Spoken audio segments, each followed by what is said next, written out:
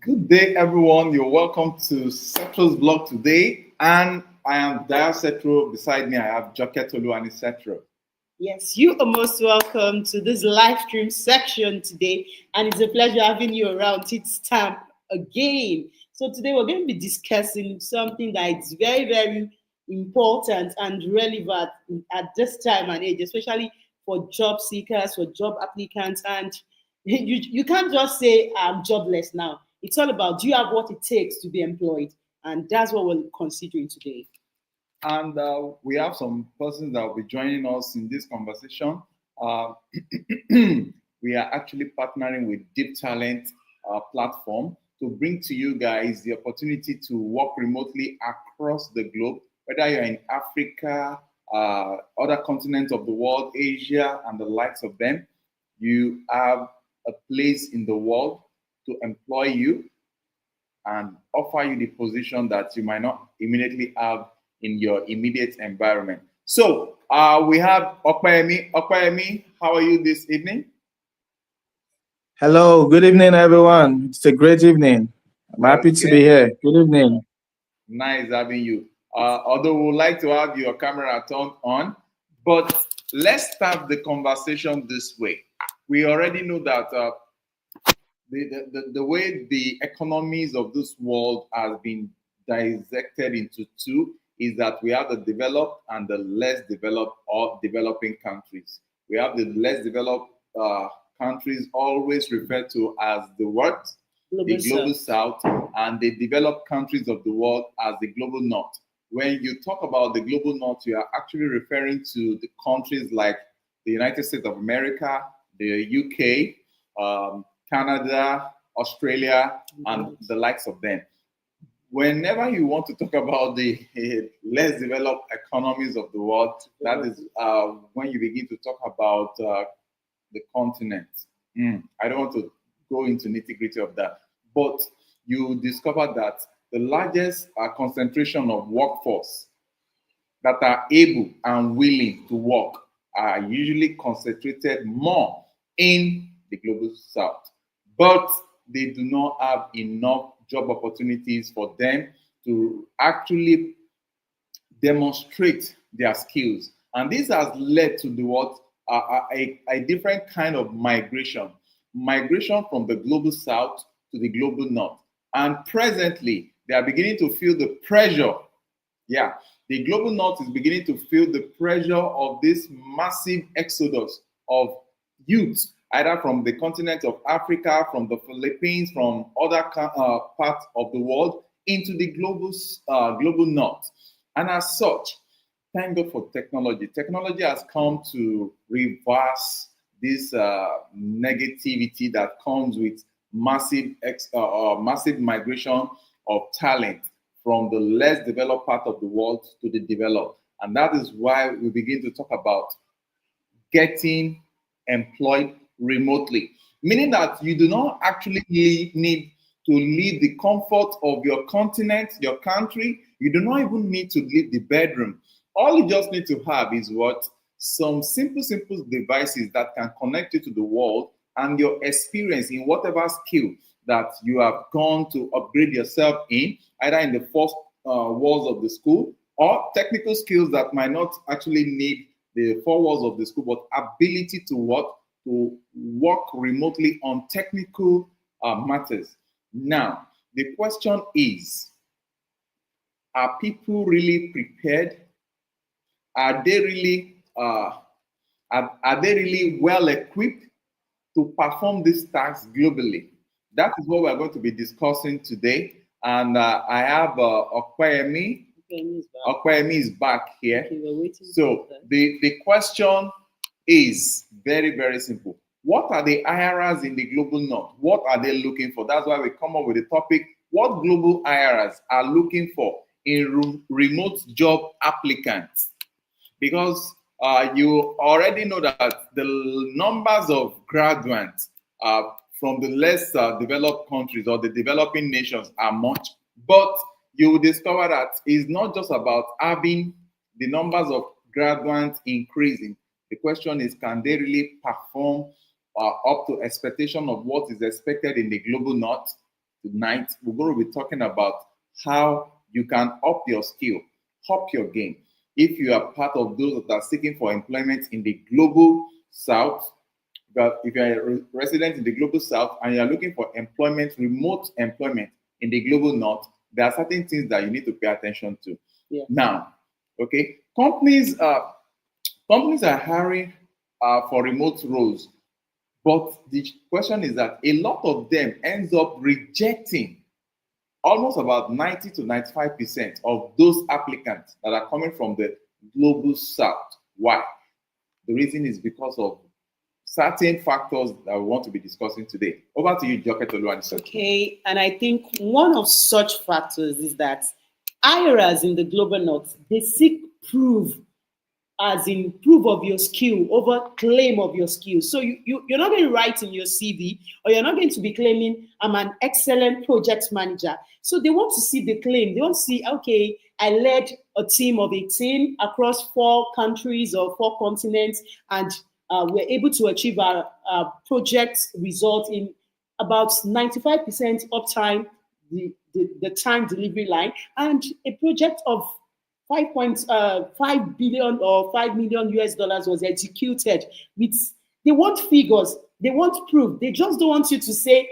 So that's one major thing. Right here in Africa, people can do CVs. I'm proactive. I'm an excellent communicator. I'm a go-getter.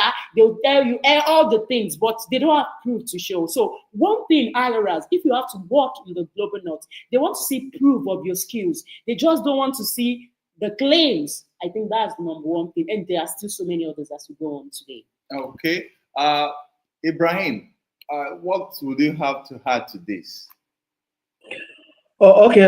From my end, I think basically what the Global North IRAs, what they look out for basically is someone with the technical know-how. So you don't just bamboos and write a lot of stories English in your CV or your resume. Just like Madam Cetro said, she said it all. Okay, you should be able to state it there, like, oh, 2024, I handled the project XYZ, and along the line, we experienced some challenges, and this is what we're able to achieve. You give reasons for someone to believe that, oh, this person has the experience, not just on the paper. Another thing I think, I think might be a challenge again is, do you have what it takes to work remotely? I think I'm having some backend. Okay, you can continue. Yeah. So another thing is, some of the things they might want to consider is, are you capable to work remotely? If this person, if you engage this person, can this person have a quiet environment to work diligently and provide full support to the necessary team he or she needs to provide support for? So these two are what I see as some of the challenges IRAs might actually face, or what they might consider as a concern for them before they pick up an IRA, a talent, please. Okay. Thank you so very much, Okwemi. Thank you so very much, Okwemi. What you are saying is actually a very, very good one. But let's start from this point. Before anybody starts delving much into who you are, what you have to offer, if it's possible for you to deliver, to fill the role that they are, that they are recruiting for, the first impression that always lasts to determine whether they are going to dump your application or move forward with you is your CV. I've seen a lot of funny CV across the globe, in short.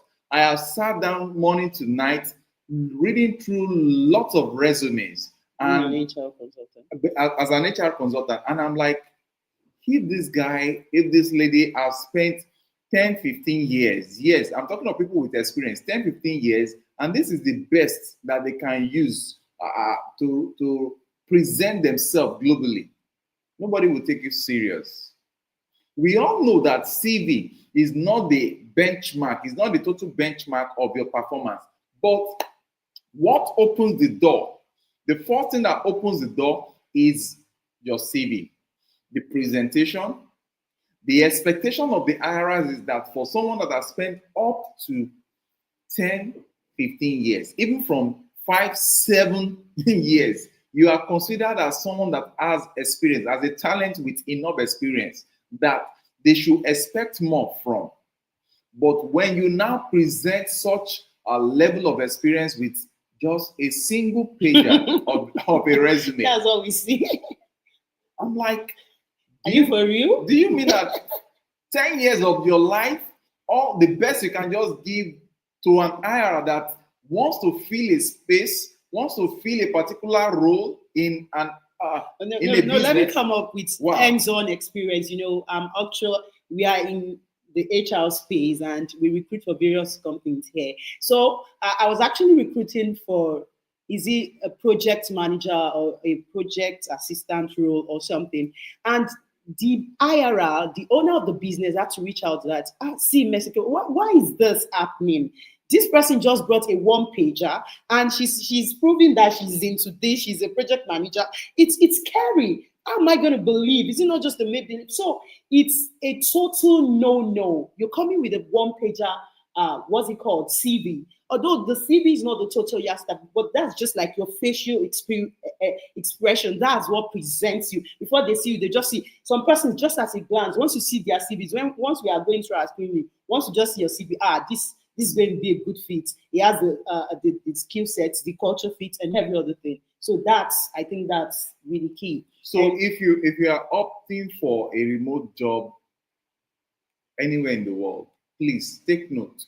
Your first level of presentation, the way the global IRS size you up first is not actually the main thing they are looking for, but the first thing that determines whether they are going to step up with you or continue with you is the fact that if your CV is saying something below standard, nobody will consider you. Now, let me bust your bubble. Everybody is beginning to shout, oh, AI is a good thing that is happening to the world. But let me tell you, because of the large numbers of applicants from the global south that are seeking for better employment in the global north,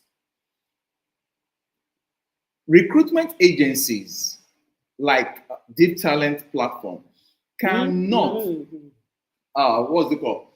Cannot do the nitty-gritty of one-by-one scrutiny of 600,000 job applicants, 600,000 resume, 1,000 resume per day, and the likes of them. No, they have employed AI. For example, Deep Talent Platform is using automatic what's called AI vetting to sift the CVs that are coming in, so that it reduces the stress of the human that will now later go through those ones that was scaled through the first order. The painful thing is that large numbers of brilliant talent from the global south, they are not scaling the first order, which is CV screening. Why? Because it's either the CV is so scanty, not properly worded. You are seeing somebody that is coming to undo. You are seeing somebody that is coming to undo projects for a company in the global north, and you're already making a lot of mistakes. Nobody will take you for. Okay, and that takes me to the next thing. Okay. For global works, rely a lot on excellent communication. Good. Because you're not going to be there. So another key thing is excellent communication, written communication. What's it called? Your emails, your proposals. Are you good? Are you excellent at your grammaticals? Do you know what punctuations? I've seen cases that people just post anything. No, I don't want to go into some cases. We are in HR. We see a lot. Some person, they don't know simple tenses, the right punctuation, the right. So if you want to go for global jobs, remote jobs, you have to be excellent in your communication skills, both verbal communication and written communication, because you're going to be doing lots of mails, lots of writing, lot of communications, and nobody will be there to guide you, but you have to own it yourself. So you have to be up to date on that. Okay, let me quickly chip in this. As a result of the challenges that we notice with respect to poor CV write-up and the likes of them, Deep Talent, you can quickly search in on this, www.deeptalentplatform.com, has provided a sophisticated AI assistant to help draft your CV. You understand? So for global standard vetting. Now you can head on to www.deeptalentplatform.com to see what they have for you. Okay. And Deep Talent Platform, it's not like just a job for Deep Talent Platform.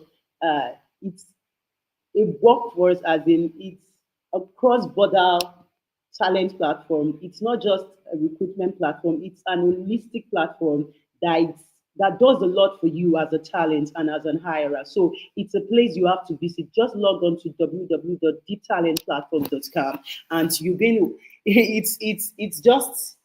It's a safe place to be. It's a must place to be for job applicants and for hirers. So just go there. I think it's on. Okay, I think we have Emmanuel on board now. Emmanuel, how are you today? Fine, sir. Good evening, sir. Good evening, Ma. It's really nice to be in the studio with you guys. Okay. What has been your experience from funny CVs that people throw to the global community? Oh, when first of all, you can say from the format. I think from the format is the first one. There are some CVs that from the moment you open them, even if the person is eventually going to write something sensible, from the moment you open it and you see the structure, it's just a throw off. It's like, no, this person doesn't their work isn't arranged like someone that is that talent that an organization will be willing to hire. Another common issue is spelling errors. Some don't. I think a common one is that we don't know what you did from your past organizations on your CVs. It's just like, oh, I was this and that. I was this and that. Okay, how were you beneficial? How are you beneficial to this organization? Why should we now hire you? There's nothing. Just say, oh, I was this at this place. I was that at this place. It doesn't tell. There's nothing really telling about. Okay, these are my capabilities as a person of this proficiency. I think that's another common one. Some missing contact details. Okay, I've gotten your CV. Your work is good. No phone number. No email. Nothing. No way to reach you. How am I? You've used your own hand to shoot yourself. So these are just some of the few common ones that we see. There are other much more technical, but these are the common ones. Spelling errors, missing information, contradicting information. You hear the email address that is there is not the email address I'm using, or the phone number is not even going. So no way to reach at all. That's the word that is always surfacing. When you need to contact them, the phone number is not going. It's never going to. And these are just some of the common ones. Have you experienced this particular one? Anybody that has been working in HR space, this is resonate. You see someone is applying for a job simply because they've seen certain amount of dollars, thousands of dollars that are there, and they have done their calculations in their local currency, and they discover that, wow, this is. Emmanuel, can you mute? I think I'm getting feedback from you. Okay, good. So, so many of them, they've seen this and they are trying to apply it, not because they are competent, but because of the monetary value that is involved. Lo and behold, you begin to see funny computation of age. Someone is saying they have spent 10 years, and by the time you do your calculation, you discover that this guy finished university, concluded his university education at the age of 9. So you begin to wonder, where is the place of integrity amidst applicants that are seeking to work remotely? So those are part of the challenges that are easily noticed by AI, and they are filtered out immediately. So what will help anybody that is coming from the from the global south to get placed easily? Number one, your integrity must not be in doubt. So please take good note of this. Okay, Another thing is ownership mentality. So let me throw more light on this. When you're working remotely, you are the boss of yourself. You don't have managers to monitor you. So many people do write it in their CV. I'm able to work without supervision.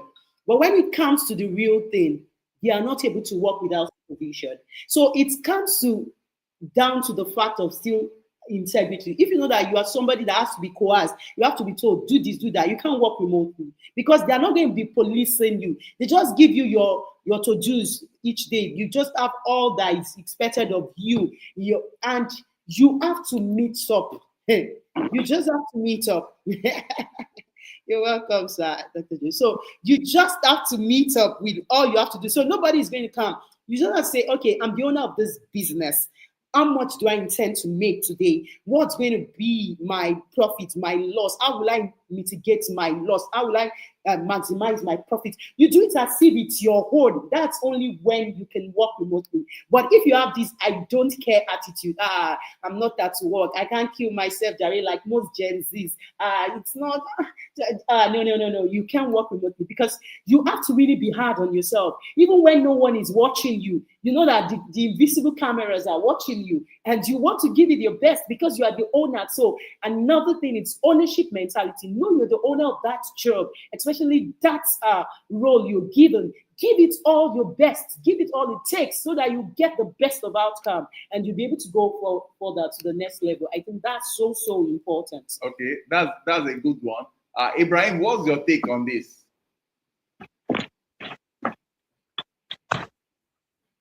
Hello, Ibrahim. Yeah. Okay. So, like we all have all said, well, everybody has spoken well. Because sincerely, we have different set of persons. Some people, it will look as though you forced them to apply for a particular job, and they will just, my uncle says you just applied, and they just come up with one or two lines and just push it up front and say, yeah, I've applied. They like they should pick me or not. So like the nonchalant attitude towards work is a no-no for a remote job. Like I mentioned earlier, if you are planning to land yourself a good remote job, you should have some certain things in place. You should have a good internet network, should have a good system, a good laptop system or computer system. You should have a conducive environment where there will be no distraction whatsoever, where you can put in all of your efforts, all of your attention to ensure that you're actually discharging your duties appropriately. Now, if you can achieve all of these, you are winning yourself not just the job or not just a good grade or a good rating.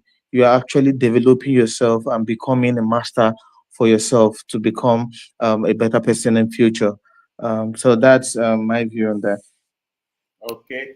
Dr. Ojo, we have Dr. Ojo in the building. So, Ojo, you're welcome. Dr. You're Ojo, welcome, sir. so what's your input on this with respect to what IRAs are looking for in talents that are applying for jobs and in the, in the global south?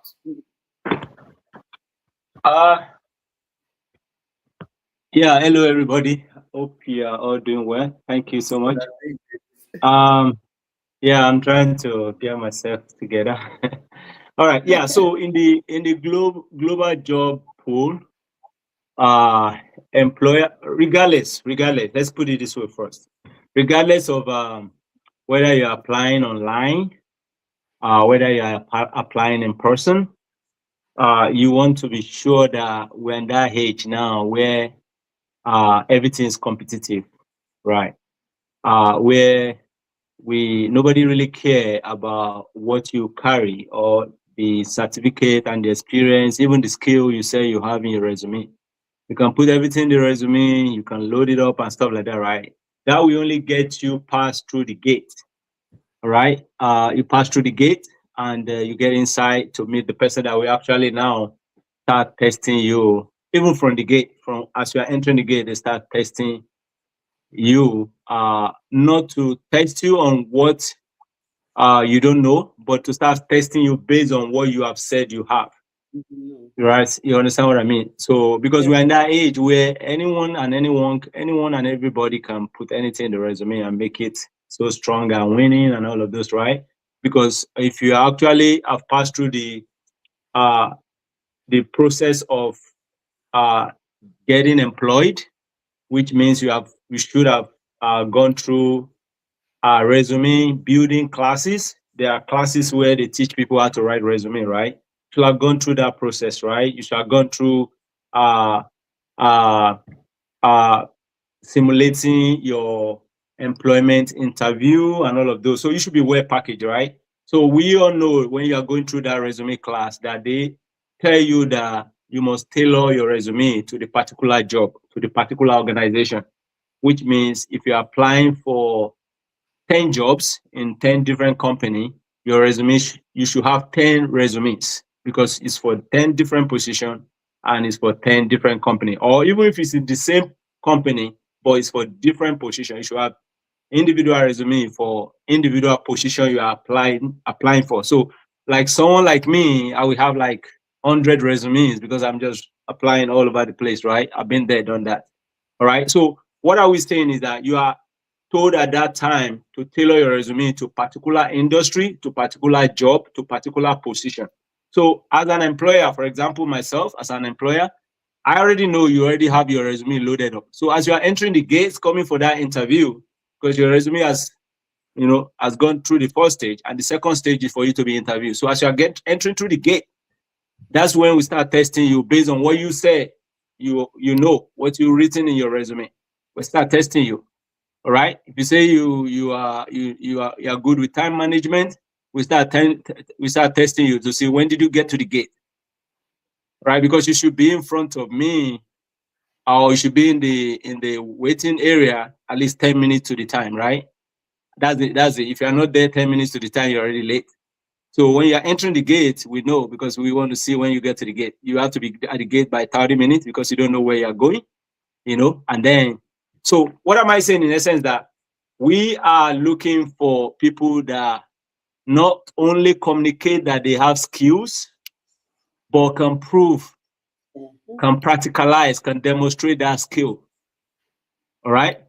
Okay. For example, many years ago, many years ago, when I finished my graduate school, finished my master's at that time, and I was applying to jobs. I was applying to every job and any job in the United States. I was even applying for citizens job. I didn't even care whether it's citizens job or not. I was like, this position, I'm good at it. I'm applying.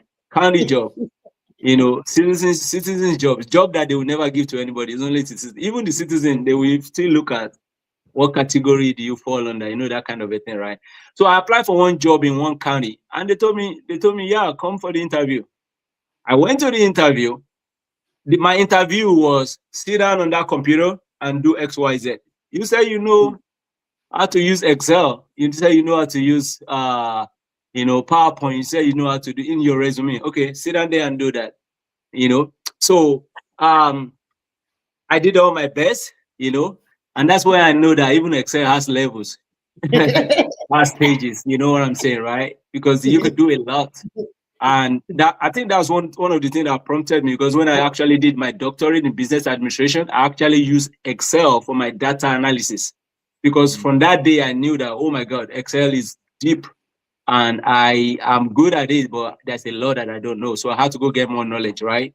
So what are we saying is that employers are looking for people that can communicate the skill that they have and can practicalize it.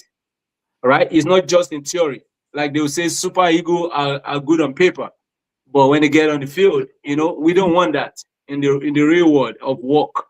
We want people that have the skill, can demonstrate it, right? We want people that have integrity, integrity, right? We want people that have integrity, right? We don't want the Gen Z that cannot even be cautious to tell the employer that, okay, I'm tired, I'm fed up, I'll be leaving in 2 weeks.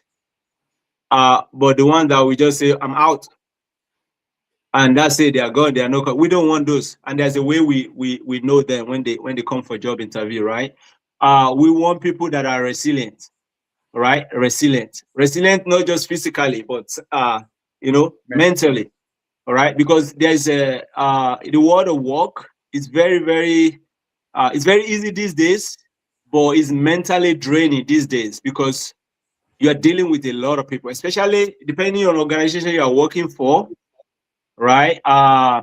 Some organization could be so diverse, all right? And you have diverse people with diverse background, right? Like people working with you, working on the same job with you from several countries, with several background. So, and then they're asking you communication, the way they reason, the way they, you have to, it's a lot. It's draining mentally. So if you are not resilient, you're going to quit because you're going to think they don't like you or whatever, but it's like, that's their background. They are coming from they are bringing their perspective. You have to bring yours. And then you have to be able to collaborate, right? You have to be able to agree and disagree without getting into conflict, right? So it requires a lot of resilience, right? Mental resilience. So, and emotional intelligence is another one, all right? Good. Emotional intelligence is very key to working in any organization right now, whether it's in person, working in an organization, or working remotely in an organization. Emotional intelligence. People getting fired these days because they don't have emotional intelligence, because you only take one complaint. In some organization, you only take one complaint, and you don't have, there's no time for you to explain yourself. You know how you thought this, you know how you think that, you know how this happened at home, you know how you had some issue, you know how your laptop didn't work, you know, all those kind of things. Yeah, they are genuine and legit, right? But some organizations just don't have time for that. So from day one, can you get along with everybody? Do they like you from the very minute they see you? Do they like you? Yes or no? And then it determines if you are in or out. And even if you get hired and they think they like you because you kind of put on you know how you put on clothes and look good when you're going for employment. So you put on the smiling face when you're doing the interview, you put everything on your brain, you answer all the questions and everything. But in real life, a little pressure make you go crazy, make you lose your temper, make you lose your cool, that's going to come out on the job. And then they don't have time for you to fix that. So they're ready to kick you out right there, right? So it's important to get on board with all the skill, right? Get the skill, be able to prove it, right? Be able to communicate it, right? Be able to demonstrate it, right? Have emotional intelligence and be resilient. I'll leave the rest to Cetros to continue. Wow, you really did a nice job there. And why this is very interesting that we have to listen to you is because you are not residing in the global south, you are residing in the global north. And based on you are an employer of labor, you are exposed to some of the best employers of labor there in the United States of America, and it's worth listening to you. I want to believe that you still have more in your arsenal to deliver to us this evening. But let me quickly chip in this. A lot of talent from the global south are always flouting part of the point you mentioned there, which is delivering excuses. A lot of people, a lot of talent from the global south wants to work for the global north, but they have failed to recognize that the hirers in the global north are not ready to listen to stories. They are not ready to listen to excuses because they do not hire you to come and give them excuses. Oh, my laptop is faulty. Oh, there is no electricity in the house. They don't understand that. Some of those kind of complaints are strange to them because they expect you that you you are the one that actually apply for this job, they expect you to be so responsible to your what? To your task, in the sense that you ensure that everything that will make you comfortable to deliver the set goal is there. So I'm in traffic. I came back late. Oh, there is no electricity. All those flimsy excuses. Oh, maybe there is I'm having malaria, this and that. They don't want to listen to all of this, and that has been creating a lot of challenges for employers in the global north, seeing that some talent from the global south are filled with excuses and the like. So they want to see that whoever they are going to employ is not going to be coming with baggages. Okay, to step forward, we have Mr. Josh in the building. Josh is the founder and CEO of Deep Talent Platform, and as such, is filled with experience. Is also residing in the global north, and with his experiences when it comes to recruitment and the likes in the global north, we want to be tapping in today. So, Mr. Josh, what would you say is one of the topmost kickoff when employers discover such in these applicants that are coming from the global south to work for them in the global north remotely? Good evening, depending on good evening, good morning, and good afternoon. It's my pleasure to be here. Okay, I want you to reframe the question again. Are you saying what are the hirer from the global north? What are they looking for from the applicant from the global south? What are they looking for in the as qualities in the life of the talent that are applying from the global south to work with them, and what are the things that piss them off when they discover in the character or attitude of those coming from the global south? Okay, yeah. I think I missed the contribution of Dr. Ojo, but we are here.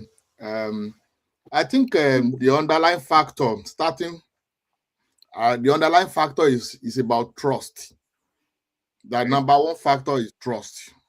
Whether a hirer from the global south or global north or the applicant is from whichever way you are coming from, the underlying point is I want trust. Yes, trust to be established. That's the starting point. And let's start from the position of, okay, even within the so-called global south, the hirer is global south, the job applicant or the employee or the employer and all that. Number one, they want profitability, right? Your attitude, your contribution, and all that. Now, when we now move to the employer is in the global, is in the Western world, while the employee is in the global south, like Hreres or South Africa and all that.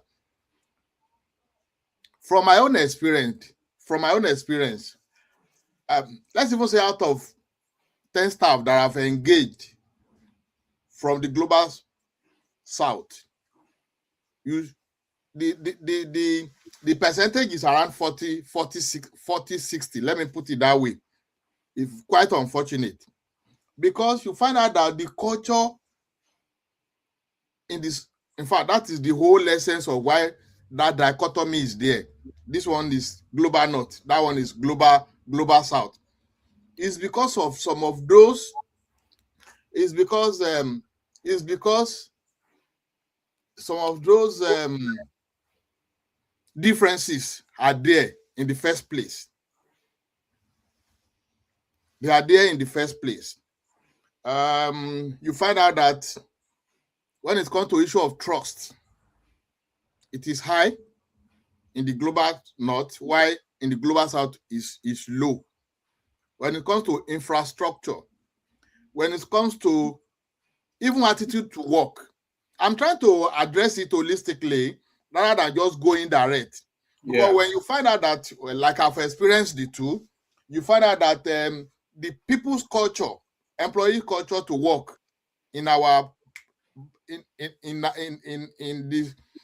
the south, global south, to productivity is low.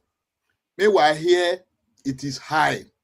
They expect you to come early, no late coming. Unfortunately, back in the global south, people take things with levity. They come late to work. They take things with levity. Yeah, even the attitude to work is poor. I know it's improving. It's actually improving. So, as an employer from the global north, they want productivity. They increase the bottom line. They want quality attitude. They want coming to work promptly. They want issue of trust to be reduced to BRS minimum. So when you want to mention it like that, those are the, yeah, I think I was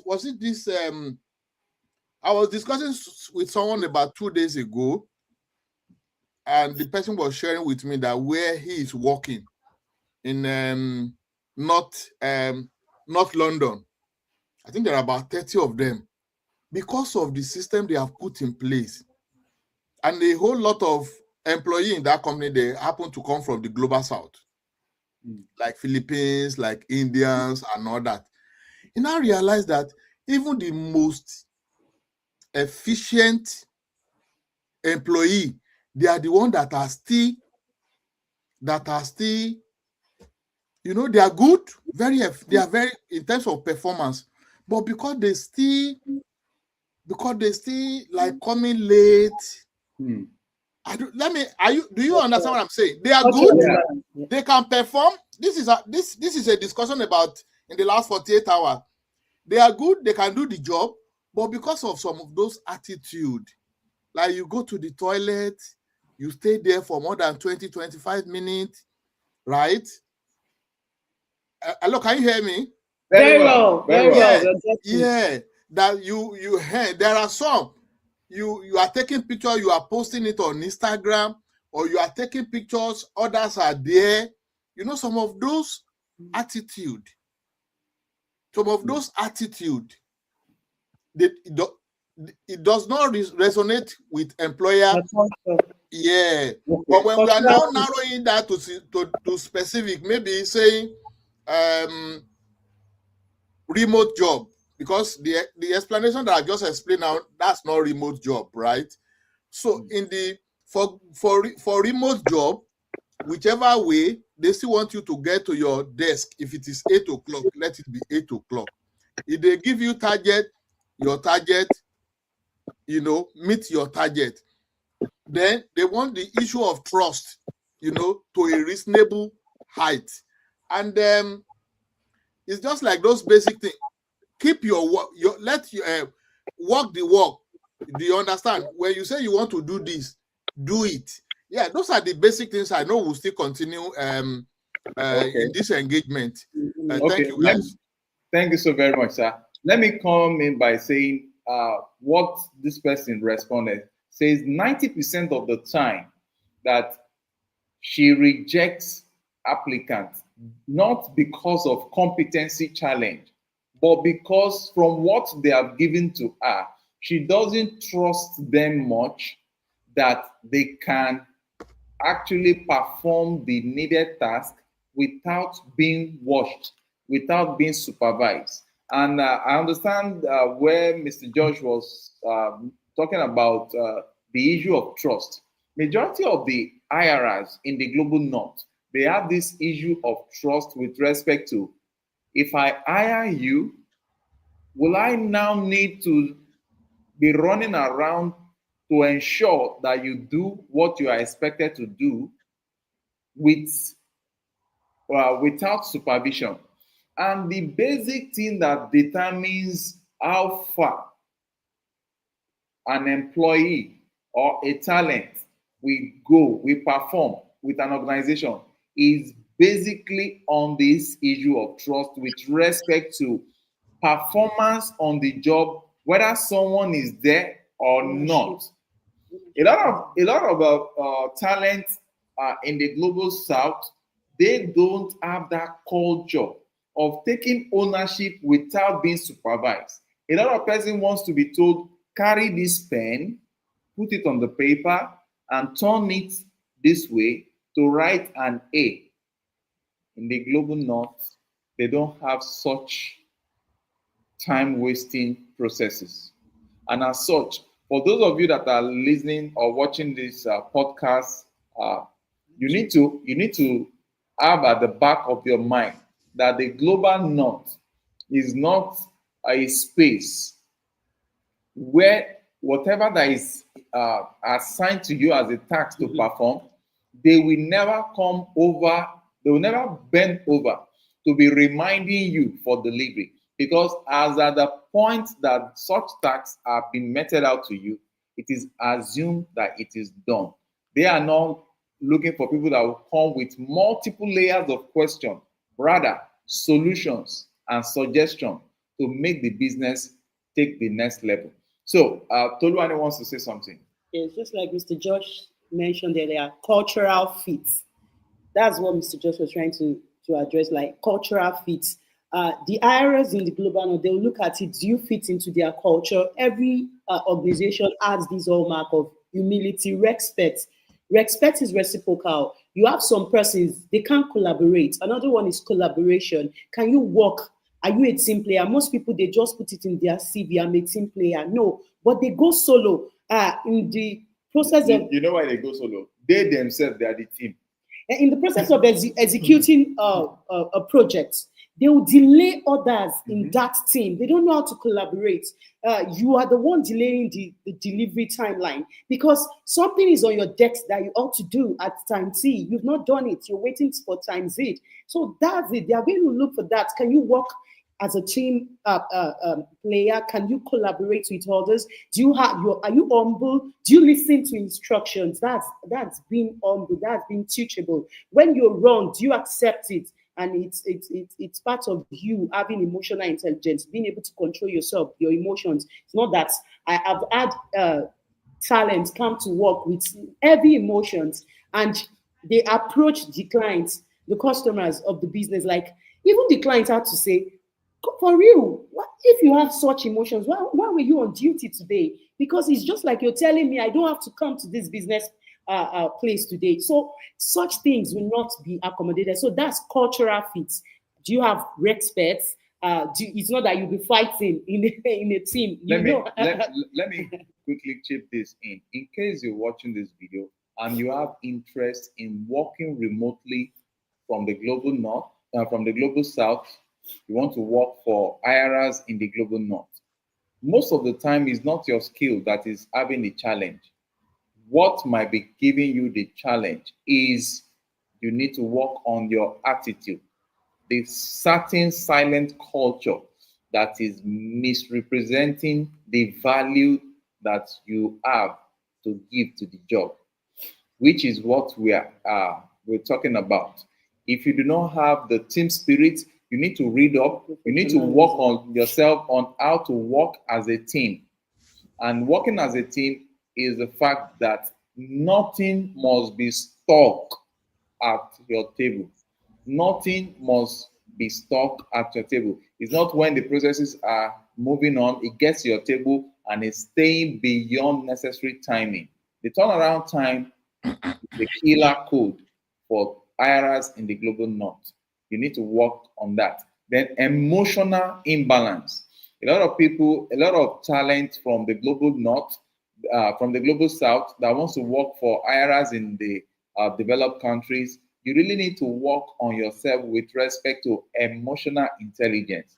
A lot of persons bring personal issues into the business environment and that coagulates around them to affect their job performance. Mind you, the global north is not a space to pay you for your emotional damages from wherever you're coming from. All they need is value addition, because they are exchanging something for something. They are exchanging monetary reward for your ability to really perform your task and that well. Now, with that being said, we need to now ask ourselves, what are the numerous ways we can help these talents from the global south so that they can actually portray themselves properly and position themselves properly for the job opportunities available in the global north.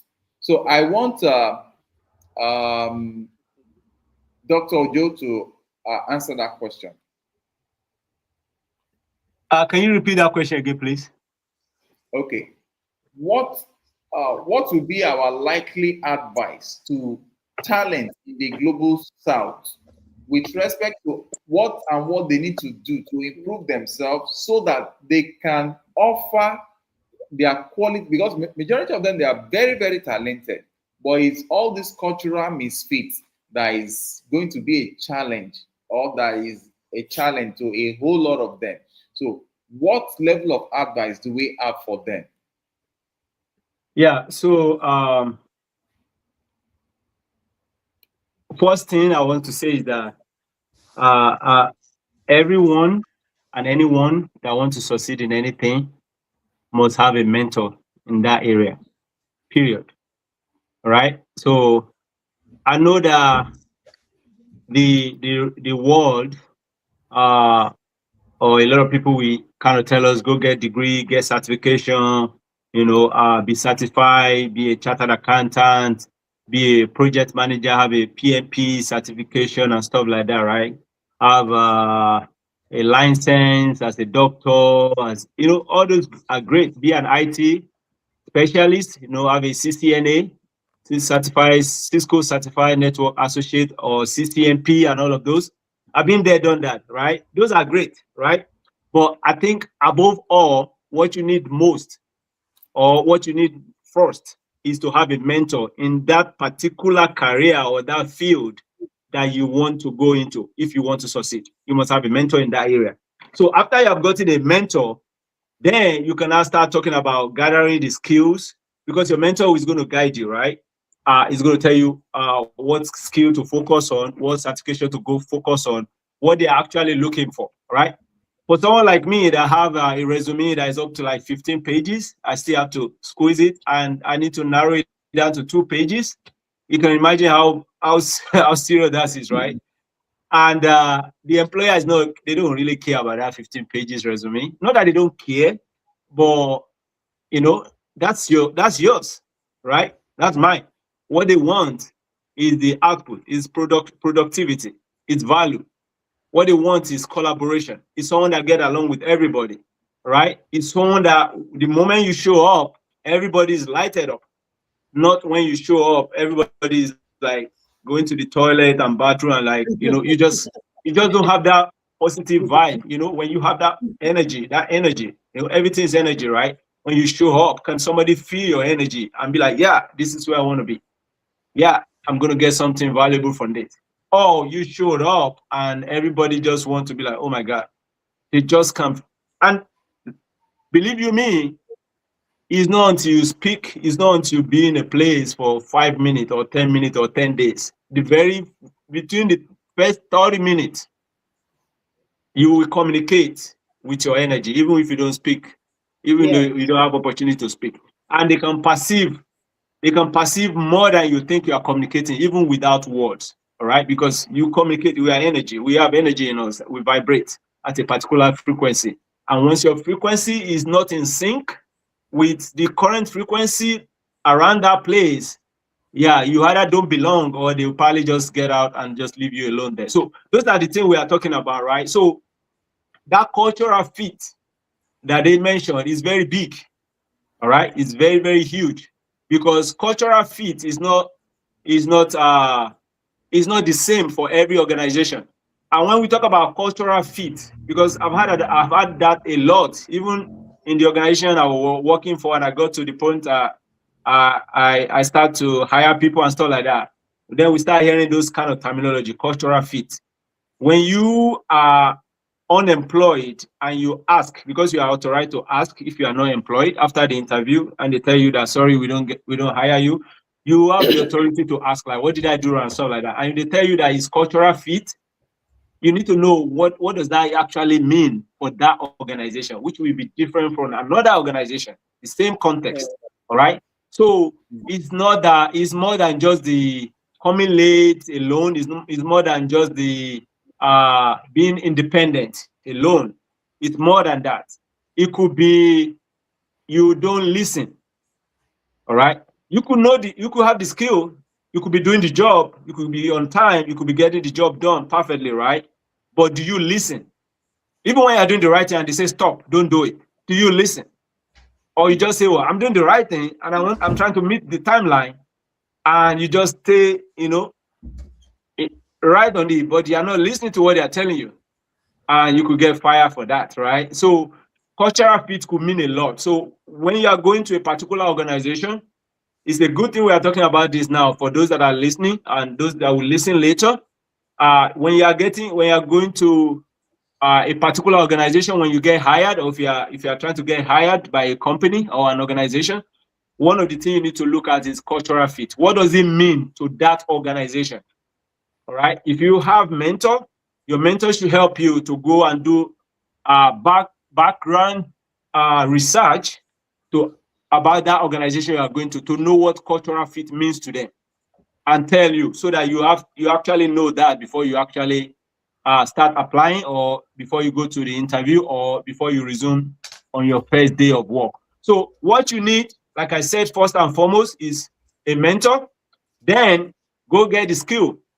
All right. When you get the skill, make sure you practice and you are able to demonstrate those skills, not just on theory, not just certificate. We don't really care about that paper. We care about you being able to actualize and practicalize what you said you have obtained, what you have written in your resume, what is contained in that certificate. Can you do it? Have you done it before? Do you have experience on it? That is what you now determine what Mr. Setro is talking about being independent or dependent. All right. So if you have skill and you have experience and you have hands-on experience, we shouldn't be talking about independent or dependent, because if you are not independent, it means you don't have the skill. It means you just have it in theory. Maybe you just copy somebody's resume. Maybe you don't have the experience. And that's what we talk about trust, right? If you put it in your resume, you must be able to demonstrate it. You must be able to practicalize it. Otherwise, you already breached the trust already, which is why in the first time I spoke earlier on, I was talking about from the gate. If it's in person, it's from the gate that they start assessing you based on what is contained in your resume. All right. And then if it's virtual position, a remote job, you're going to be having the interview like we are doing right now live. And looking at you alone, I can write a book just looking at you, because your energy is going to vibrate. Definitely. Right? We're going to know if you can handle pressure or not when we start asking you questions.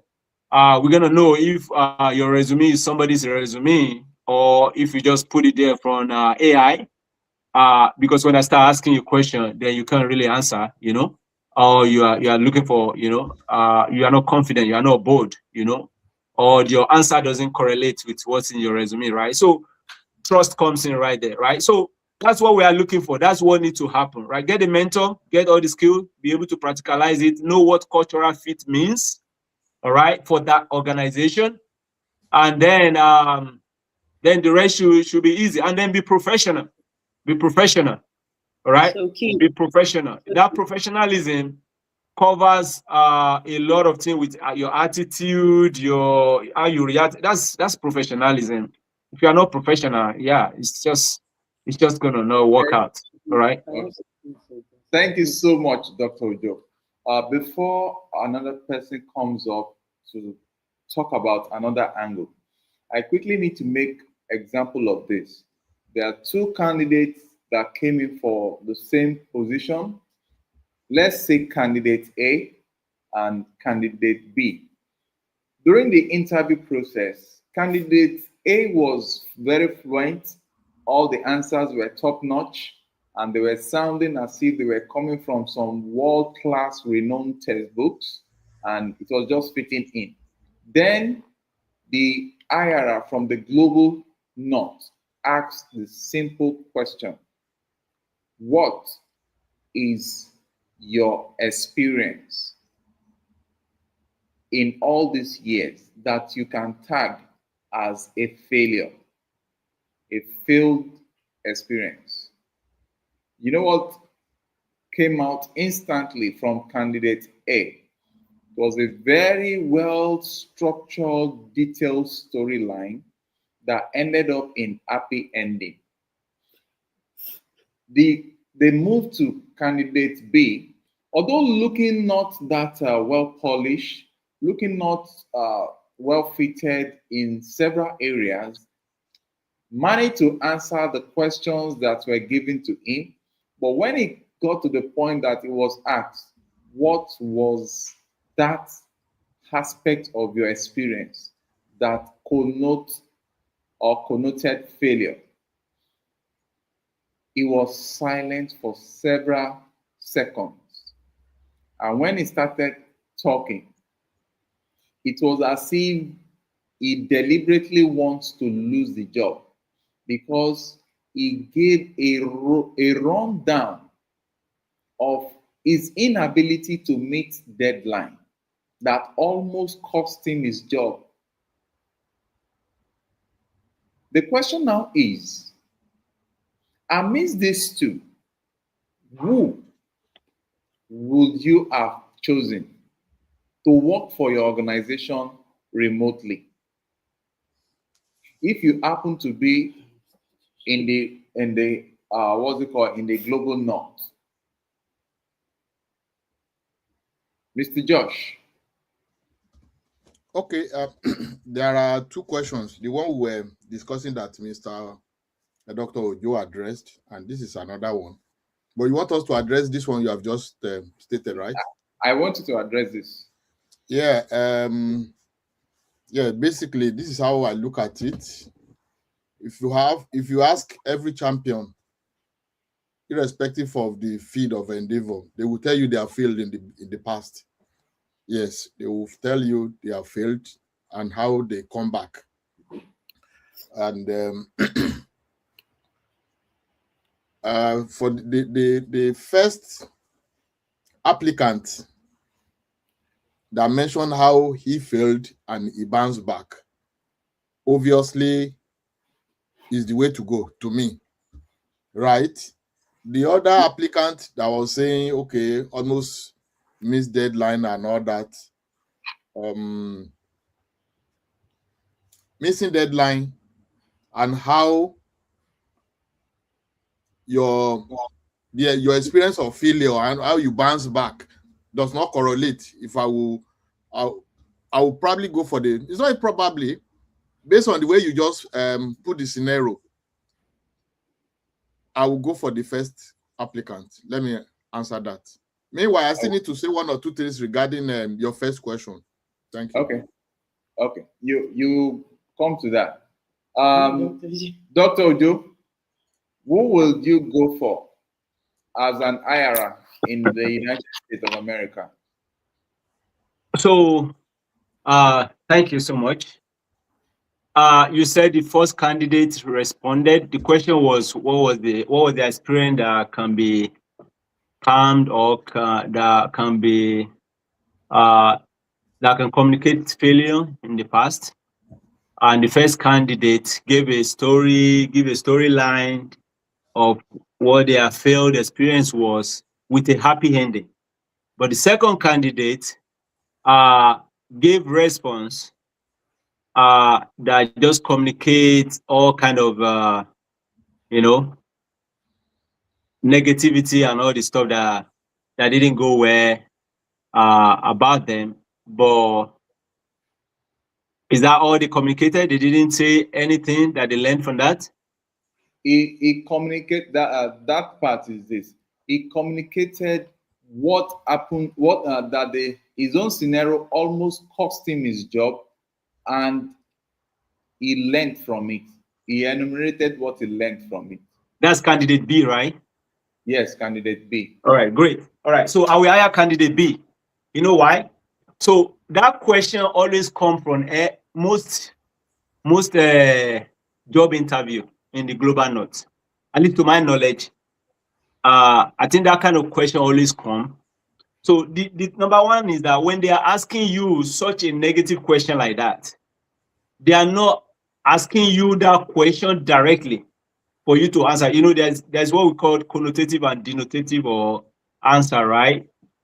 They're not asking you directly that what did you do that is a failure, right? Even though they're asking you directly, but that's not what their intent, all right? Because there's nobody that has not failed before. In fact, failure is the roadmap to success, all right? If you read what's his name that created electricity, Albert Einstein, right? All of them, they have made mistakes. Faraday and all of those, right? Even Steve Jobs made a lot of mistakes. He's not immediately. Even Elon Musk, go and ask him. He will tell you how many times he slept under his desk and stay overnight working, slept under his desk and continue once the day break, right? That's how he came about creating that mobile home that he's selling, because he was living under the desk for many years to be able to continue working immediately. So he's always there before all the employee arrive. So you can't say you didn't come late because he didn't go anywhere. He was right there, right? Anyway, that's just by the way. So everybody has failed before. Dr. Joe has failed before, right? Yeah, I've failed before. But what the employer is asking to be on track with this question, when they say what is your failed experience, what they're asking is that they want to know, of course, to be honest, they want you to be honest that you have failed before, right? So accept responsibility. They want to know if you are the type that will accept responsibility for your action. That's one thing they want to know. If you said you've never failed before and you just gave a fantastic story of your success only, I begin to suspect you.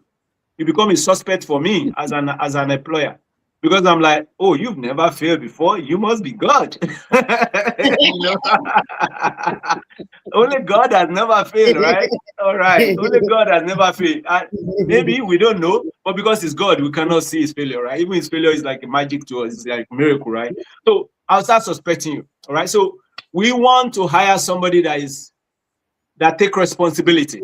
All right. In my mentorship class, that's one of the things I mentor my mentee. Responsibility. That's what leadership is all about. Responsibility. Did you fail? Did you own up to it? Did you accept? All right, great. Then the next thing is not just that you accept your responsibility. What have you learned from that? All right. In project management, at the end of the day, we do that stand up retrospective meeting, right? What did you learn? What was the lesson learned? What did we learn? How can we improve, right? Yes. So we want to know if you learn anything, right?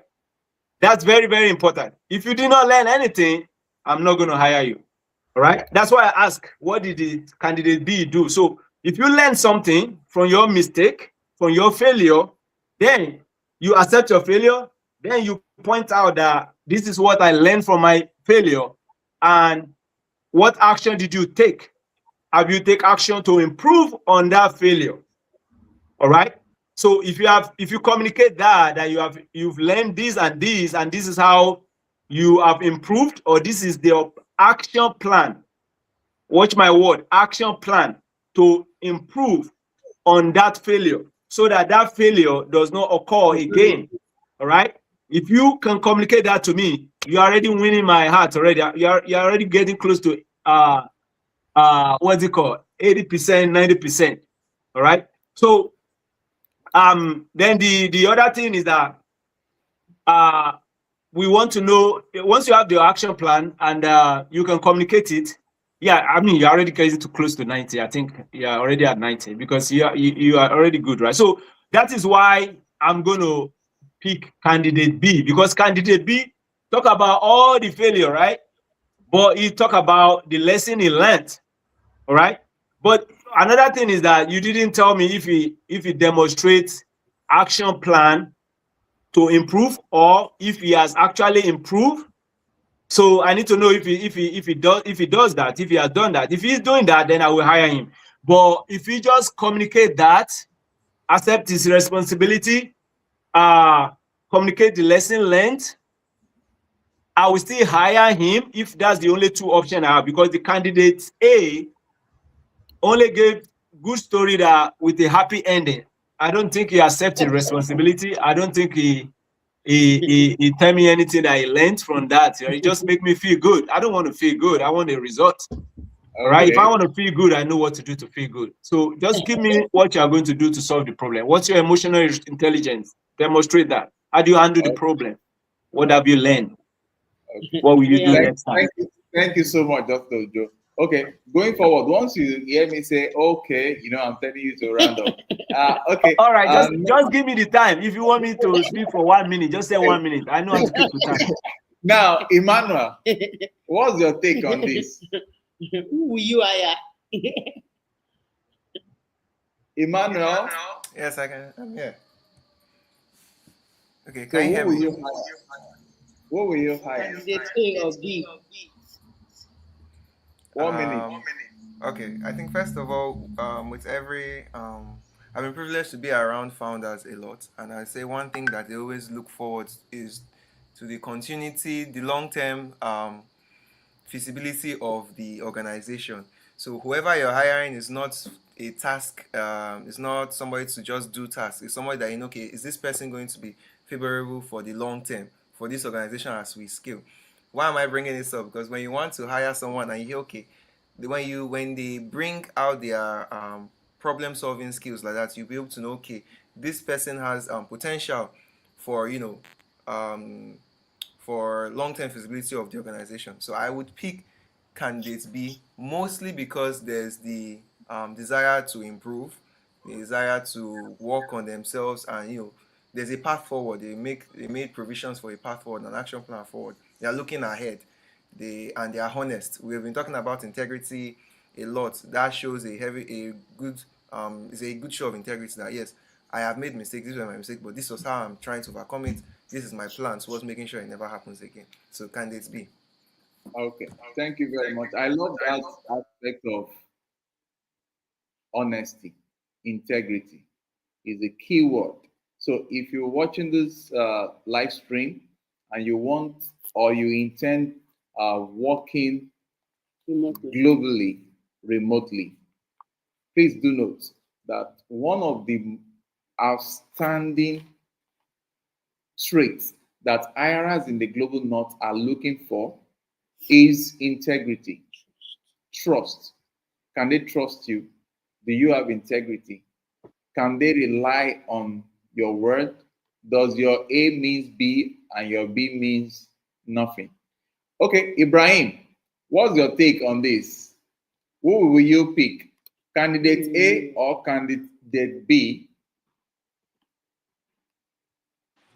Okay, based on the scenario you painted, first of all, the candidate A, you didn't give full narration of his response or her response, but you said he gave a good, a long story or an interesting story and with a happy ending. However, the candidate B gave followed with a star approach. So interestingly, hirers they tend to want to test or weigh the intelligence of an employee by asking this question. Yeah, when they ask you what is your strength, they know you want to sell yourself very well. Now, them asking the question, what is your weakness? What is that particular task you did or that project, and how did it go through that you failed or that you.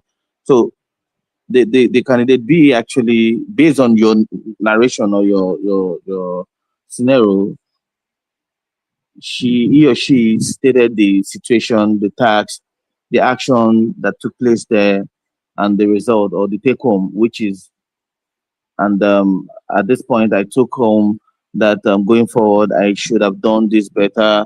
I should have, taken note of the time frame, or deliver the job at the appropriate time, and you know, all of these attributes shows that he or she, or the candidate B rather, paid attention or was cautious about that situation, that moment. Like, wow, this is a big mess up for me. I need to tidy it up. I need to do it better next time. I don't have to make this thing repeat itself.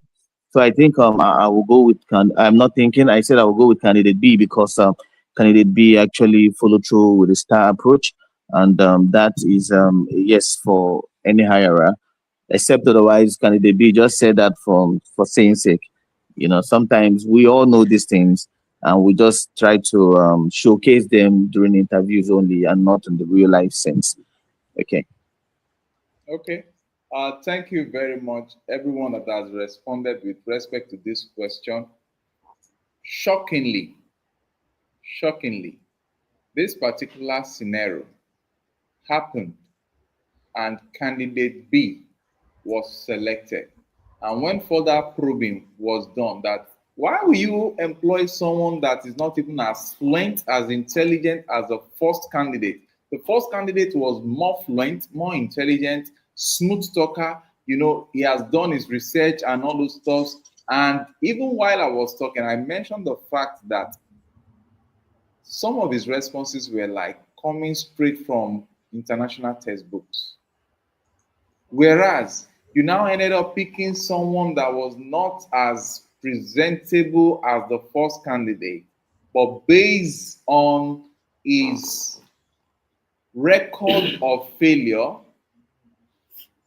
whose presentation was even damaging to him. Like, why will you be revealing all this about yourself, to the point that is connoting that you might not have the capacity to deliver on time because he failed to meet deadline?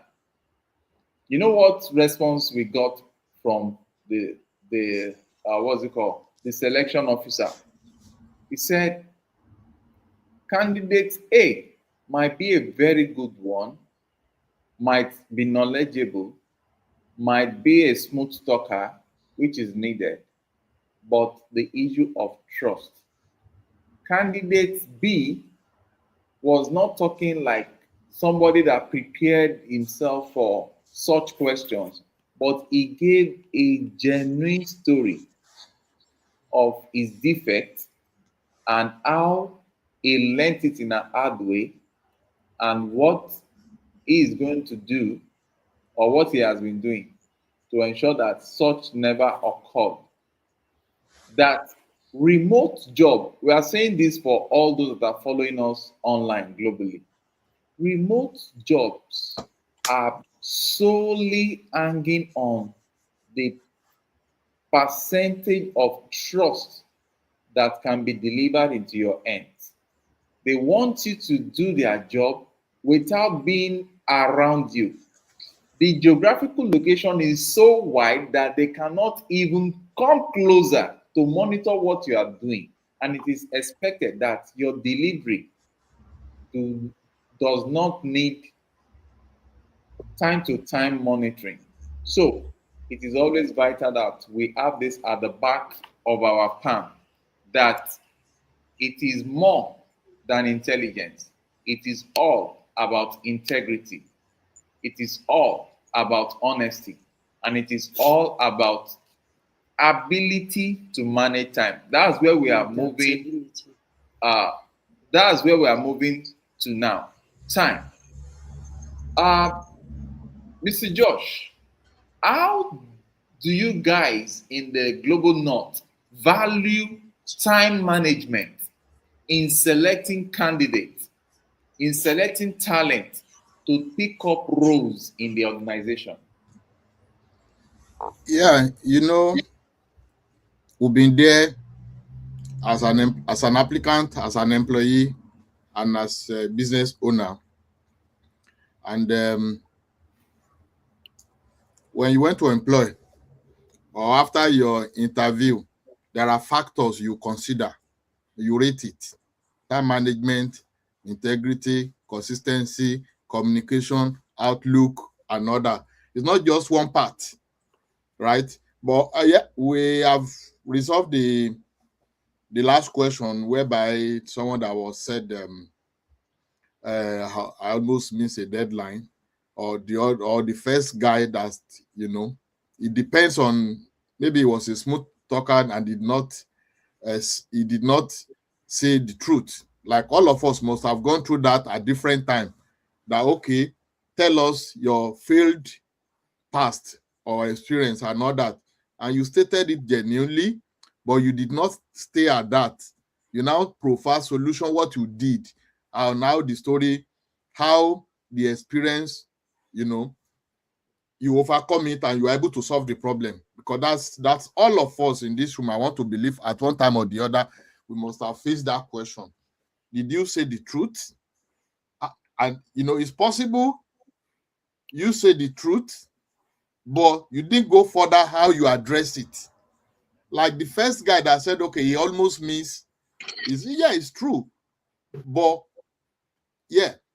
it's true, right? But what did you do that made you not to miss your deadline? Because what I'm trying to say is that, okay, this is the issue. Maybe that a customer called, but what did you do that, transform the negative experience to a happy ending? That's one. So when it comes to selection, there are a lot of factors that you consider. Now we are looking at time management. Whoever that cannot manage his time cannot manage anything. That's how they see it here. If you cannot manage your time, you cannot manage yourself. You cannot manage your money. You cannot even manage your energy, which is the most important thing. That's the truth. And here, in fact, they don't, Dr. Ojo will confirm this. No excuse. And time, that is to say, you are not even respecting yourself and you are not respecting other people. That's how they see it. So in terms of time management, it's no. It is no. Look at it. It's like a production center whereby you finish your shift at 10 p.m. You are producing to the whole world or to whichever way, or to a region. Yeah. And the person who has been working will close at 10. He will close and go. You now come late. The production will stop. So a whole lot of things is at risk. Because there are some production units that if they stop it for 1 minute, for them to even start again, it will take a whole lot.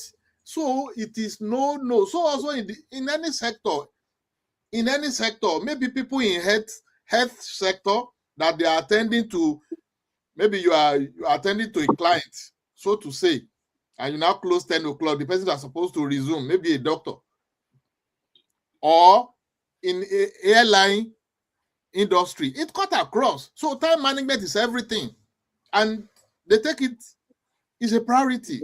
You cannot meet it. It's no. Thank you. Okay. This question is still to you. You are the founder of Deep Talent Platform. So, in what have you put in place in selecting candidates that will not come with this kind of negative baggages when time for placement into numerous jobs in the UK and the US comes up? Okay, thank you very much. Fantastic question. That's the truth. And it's just like a plain devil's advocate. I'm just trying to be funny because you know what we have done. We have Deep Talent Academy web, right? And it's even we are not even going to stop at just an online academy. We're trying to even have it like a university. And it's set up already. And we have one Dr. Yomi who is handling that. So like what Dr. Ojo said, which is mentoring, is still part of training, is part of coaching. But just really beyond having Deep Talent Academy, whereby applicants or those that are already employed and are doing the work that they deliver and they meet, they perform, is going to be a constant training. And also we attach them to mentors, right? And you can even imagine the kind of collaboration we are having now. For instance, like I Train Africa, right? Who have consistently been training the so-called, who will be the applicant, the employee, right? Right. So for what we are trying to do, not even what, or how the system we have put in place is whereby applicants will be well mentored, will coach them, a structured training that they will need to undergo so that it will be a happy ending when eventually the employers hire in the global north, eventually when you are hired, because it comes back to us, it's going to haunt us. If any of our candidates is found wanting, the idea is okay, if anything happens, we replace within 24 hours or within 3 days, that will replace. It's just like we don't want that to happen. That's why we say 1% of 3%. So it's going to be constant training. And it's not even just placing the talent that we have already trained. We'll be training them every now and then. We'll be training them. In fact, we will assign them to mentors like Dr. Ojo, because that's the way to go. Irrespective of, Dr. Ojo said something that, okay, you are a chartered accountant, you are a certified financial analyst, standard, good. I understand some of those, but we came out from that background. Before you are say, okay, you are called a chartered accountant, it's not just maybe accounting, like it's not just because you are an expert in the accounting field, or when you came out of the university, you see your certificate. It's not just, they say, in character, not just in academic. You have excelled and you have been examined, both in academics and in character. So that is what the system that we have put in place. We have Deep Talent Academy, where employee will be training them and retraining them, will satisfy them and resatisfy them, will assign them to coaches who will coach them depending on your area, right? That is what we want to do. In my previous, in one of the banks that I work, which you know, Sterling Bank, in fact, what they were doing, they set aside how many, we call them S gap, if you remember, Setro, S gap. Yes, very well. Yeah, it's not just they were training them and training them very rigorously. They now assign them to specific staff, senior staff that have excelled, that have all the virtues that they need, right? They now assign them to ED this, to head of this, who have proven themselves over the years. So these are the similar structure to make sure that they become a better person. Let me tell you this. Yeah, you are an excellent staff, you are this, you deliver consistently, the talent you are given, you scatter it every now and then. Yeah, it's great. Your contribution to the bottom line is very exceptional. But who are you becoming in the process? It's also very key. Who are you becoming in the process? So the idea is, okay, you perform, you do this, but a coach will not just, okay, saying you excel. Beyond that, you are better, you are improved, and you are well tailored, you are well structured for that what you are doing. Like I don't know what you guys have discussed before I join you guys, because there are basic things that the global north hirer are actually looking for beyond trust and other. The starting point, you know, when you come to technical and digital proficiency, I don't know whether you have discussed around that. Yes, I You was see going to people, say that. No. yes, that's, you Very know, in important. fact, that's number one thing. I know no, it's not number one, but it's very critical. But maybe you cannot even handle Asana, you cannot handle Steam, you cannot handle the Zoom and all that. It will piss people, no matter how intellectual your level of intellectual sagacity. But the basic technical this thing, you can't put it together. That's good. It's no matter what you, whether if you have excellent, if you have integrity, and the first thing you cannot even put basic digital thing together, you are like a beautiful woman in the dark now. So of course, and you are winking, who will see you? So that's the thing.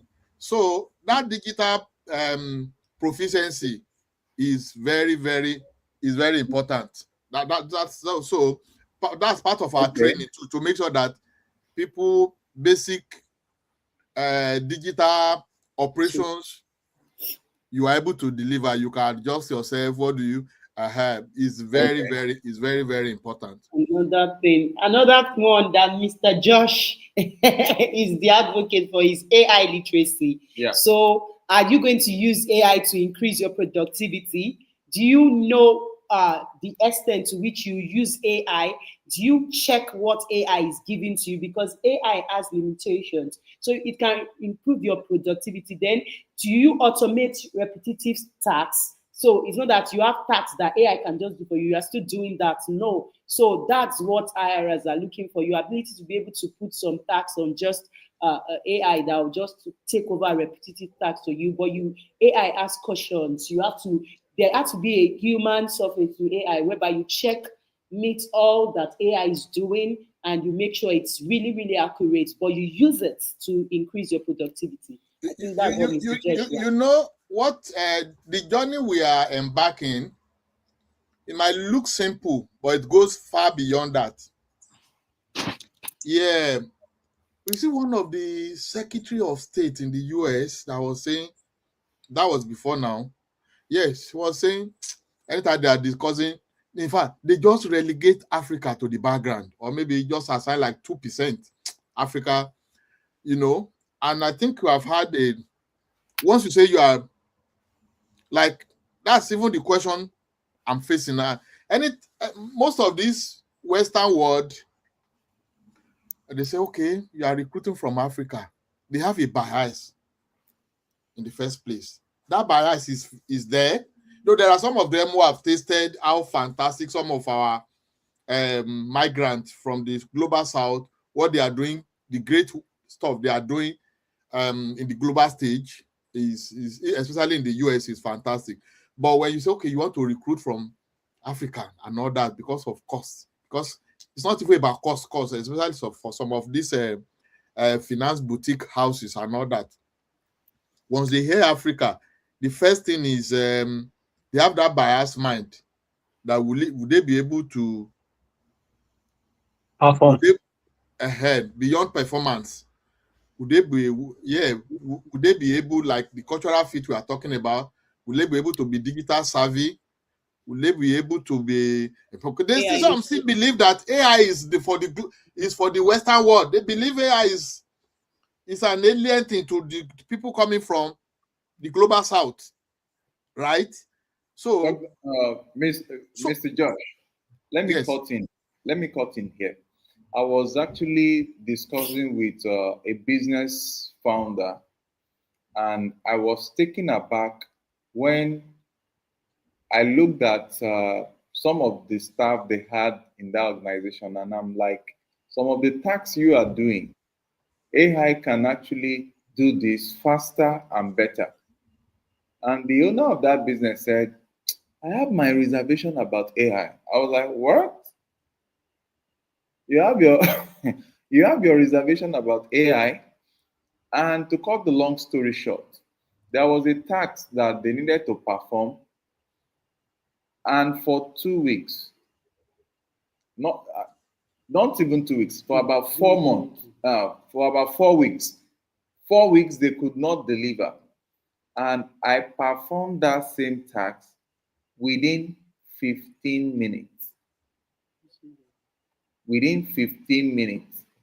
And I'm like, if a business founder is talking this way, there is need for mentorship to a large numbers of persons. Thank God that large chunk of what's it called, of talent in the global south are now waking up to utilizing AI to speed up their work, to deliver more quality jobs. Now, Dr. Ojo, you coming in as a mentor to some of these talents, what have you been collating with respect to utilizing, as in with respect to mentoring this talent, especially from the global south that relates to Africa, Philippines, and the likes of them? What do you have in your arsenal with respect to building up, mentoring these people to know how to use numerous AI for specific projects? All right, that's a very good question. So at Uplinks Ojo Global, we provide mentorship services. That's one of what we do. We do a lot, right? So I will go straight to the point so as not to take our time.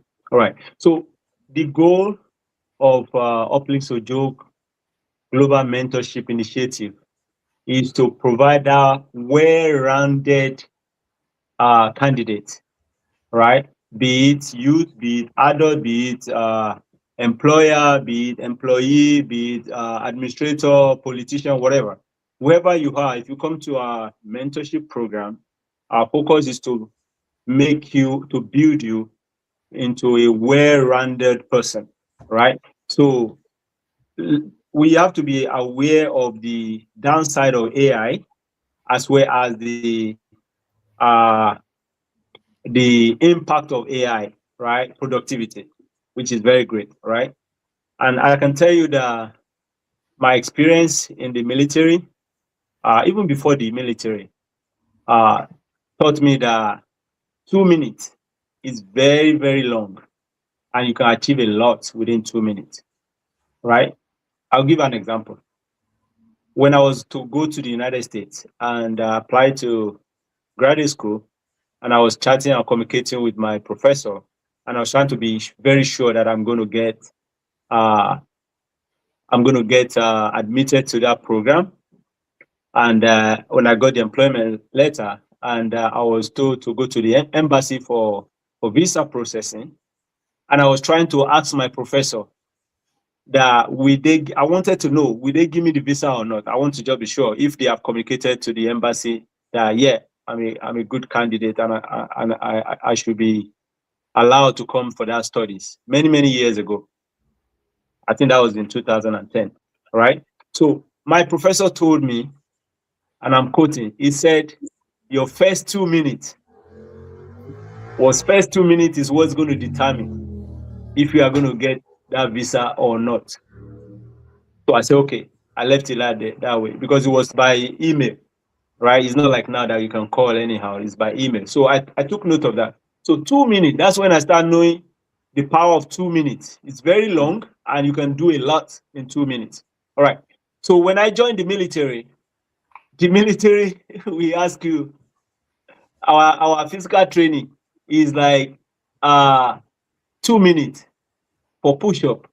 And you have to meet certain requirements. I think depending on your age. I think for my age, for many years was like I have to be able to do 75 in 2 minutes to get 100%. Right. So there's a scale for that, right? So that I came about 2 minutes again when I joined the military. I was like, 2 minutes. There must be something about this 2 minutes, right? So that sunk into my brain, right? So now with our mentorship, my connection with our mentorship program is that when I said well-rounded individual, I'm linking it to that 2 minutes. Maybe it's linking or not. It depends on how you are looking at it, right? But that's my perspective, because if we just focus on one direction narrowly, it's not good. That's kind of what that person is saying, that Mr. Sestro shared the experience that they are like, oh, I have my bias about AI, and then they struggle. And what they're supposed to do within how many hours? It took them many weeks and very long, and they couldn't achieve it, right? So we cannot ignore AI. At the same time, we cannot neglect the downside of AI, all right? But regardless of the situation, what we are looking for is productivity, is can you deliver? Are you achieving? All right? Are you delivering value? All right? So Okay. we now focus our mentorship program. I know you said, okay, I'm going to wrap it up now. We now focus our mentorship program on, we focus on leadership, all right, which is very broad, all right, and which everybody needs. And we also focus it on, forward thinking, forward planning, emotional intelligence. We focus in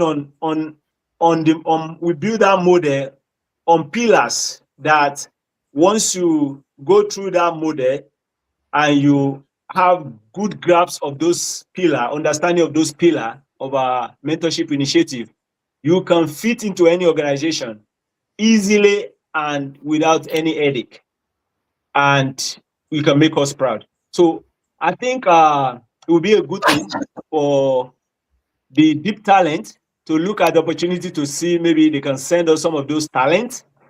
I can promise you we can help you shape them so that they can make the deep talent proud, because we have what it takes.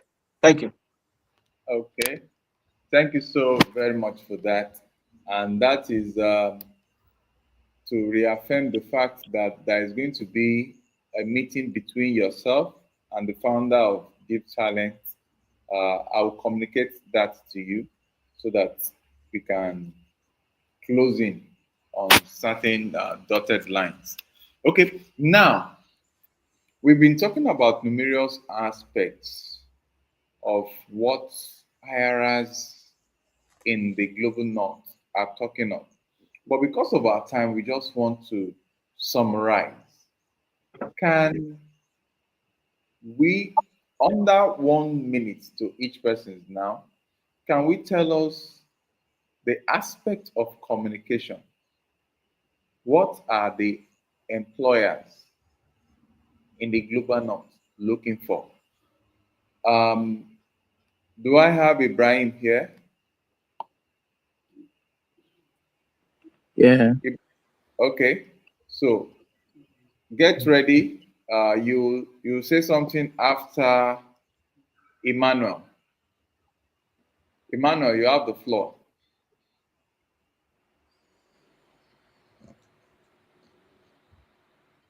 Emmanuel, Just yeah, can you hear me? yes, we can. Okay, so I just wanted to confirm. Can you just quickly reiterate on the question? Okay, with respect to communication, we are talking of what employers in the north are looking for. So, in less than 1 minute, with respect to Okay. communication, what are these employers looking for in talent that are applying for remote job? Okay, so I think the biggest would be proactive communication. That's communication that does not require prompting to occur. Communication that okay, if there's something going on, okay, before it's everyone going to come on, before there's a meeting, okay, reach out, okay, this is going on, this is what I've done, but I need follow up on this, I need feedback on this. You don't want things to hold up because you're not able to communicate ahead. That's one. Two is clear communication, clear and concise communication. You don't want to have communicated but you're not being understood. That okay, I've done this, but the person is reading and like there's not enough information in your communication status for me to understand the feedback you are expecting from me. So that's that. So we have clear and concise communication, clarity of information. They should be able to understand promptly that, okay, this is what this person is asking for, this is what they need, this is information that is required, so that they can respond easily. I think that's majorly what I have on that. Okay, thank you very much, Ibrahim. Okay, like Mano mentioned already, clear, concise communication is very, very important. Secondly, detailed communication is very, very important. You don't expect the recipient of your message to start reading through the lines and start on trying to phantom out what you kind of mean for your message or the message you've actually sent. You don't expect the person to start reading geography from what you've written. If you're saying, for instance, you're trying to say there should be a meeting tomorrow, you don't start beating around the bush by saying we're likely to have, we might not, we might this, that. Hit it straight down so that whosoever is receiving the message or whosoever is picking up the message can say, oh, this is what this person has actually said. Now, in terms of you writing a report or passing a message, because of course, if you're doing a remote job, it has to do with reports. Yeah, you have to give out reports on time to time basis or day to day basis. Whosoever is picking up your report should be able to understand clearly what you've done so far, what is outstanding for whosoever. Probably it's a shift job who's picking up your job next. Should be able to say, oh, this is where Ibrahim has stopped. This is what is next. Give clear action lines, and that will actually make a better communication gap for you. Okay, thank you so very much. Now, over to Josh. 1 minute. Okay. 1 minute to do justice, but not a problem. Number one, ability to listen. You must be able to listen very well. Communication is two ways. You listen and you communicate excellently. Yeah, maybe subsequently, but when it comes to communication, it's not just the spoken words, even the signals, right? Body language. You also need to consider that. It's very, very important. Yeah, and then when you are communicating, are you communicating value? Yeah, you must, in your communication, you communicate value. But basically, ability to listen very well is even ranked highest, because if you cannot listen very well, it's not about what you say. So ability to listen very well and to communicate value and clearly. Accent is nothing. That's the truth. But clarity is number one.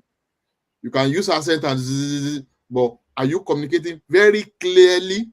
Thank you, guys. Wow. Thank you so very much.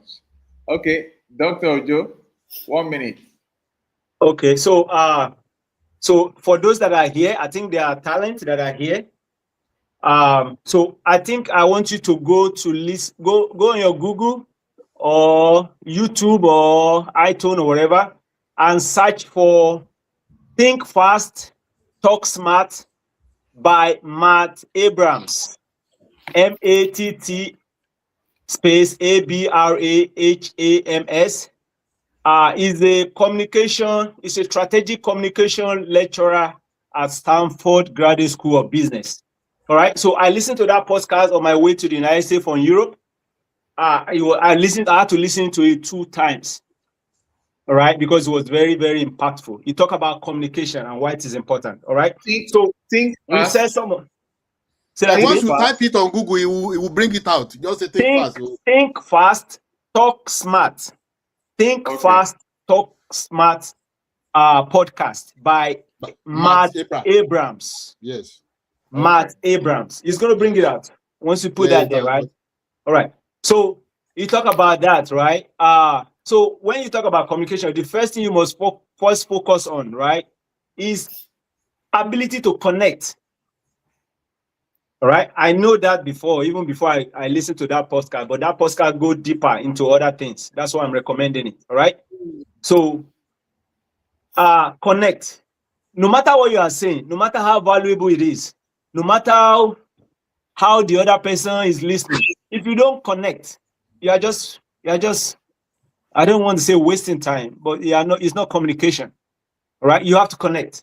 All right. Because when you connect, and that connection is not just physical, it's like, it's more of I don't want to say spiritual, but whatever. You have to connect for them to get what you are saying. All right. And then when you connect and they get what you are saying, then, and if you now communicate value, then it will make sense and it go a long way. All right. So concise, clear, two-way, and they must be able to understand what you are saying, because what you are saying can have multiple meanings and they depend on their perspective and their background. So you have to make sure your communication is such that when you communicate, you do you can ask questions and stuff like that to make sure it's what you are saying that they are hearing, and the meaning that you give what you are saying, it is their meaning. They could hear what you are saying, they can say it back. But what about the meaning? Is the meaning you are giving to your communication, is it the same meaning that they have? Is the value that you are communicating, is it the same value that they also grasp, or it means something different to them? So thank you. Okay, thank you so very much. Lastly, we want everyone to use 30 seconds now to talk about problem-solving ability and accountability. That's where we end the show today. Problem-solving ability and accountability. So I think Emmanuel, you go first. What employers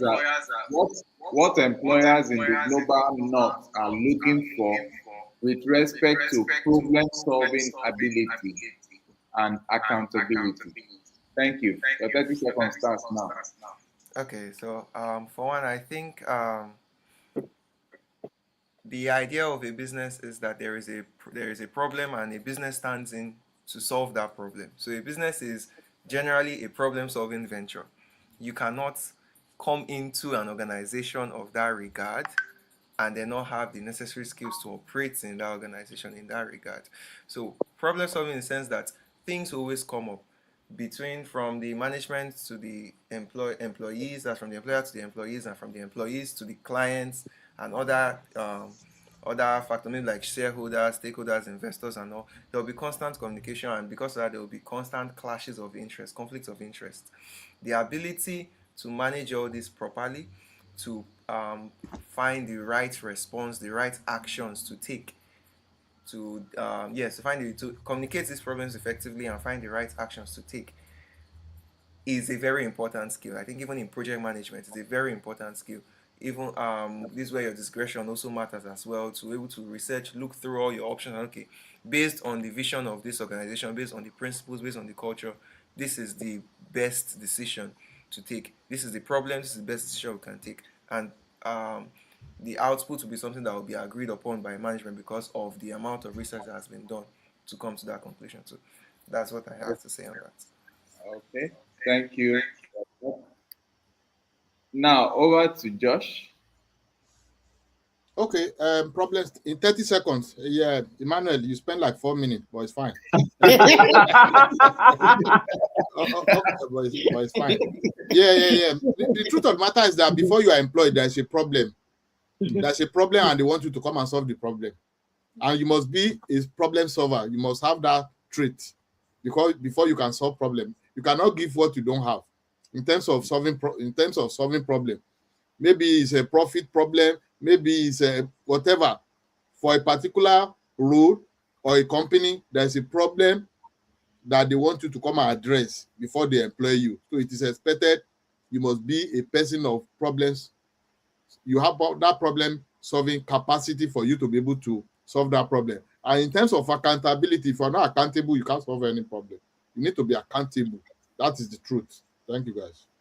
Wow, that's brilliant. That's you see what we're talking about. That's from Wharton. That's from Wharton and what's the other school? Harvard. You can only get that from Wharton and Harvard Business School. Josh happens to be an alumni of Harvard and Wharton Business School.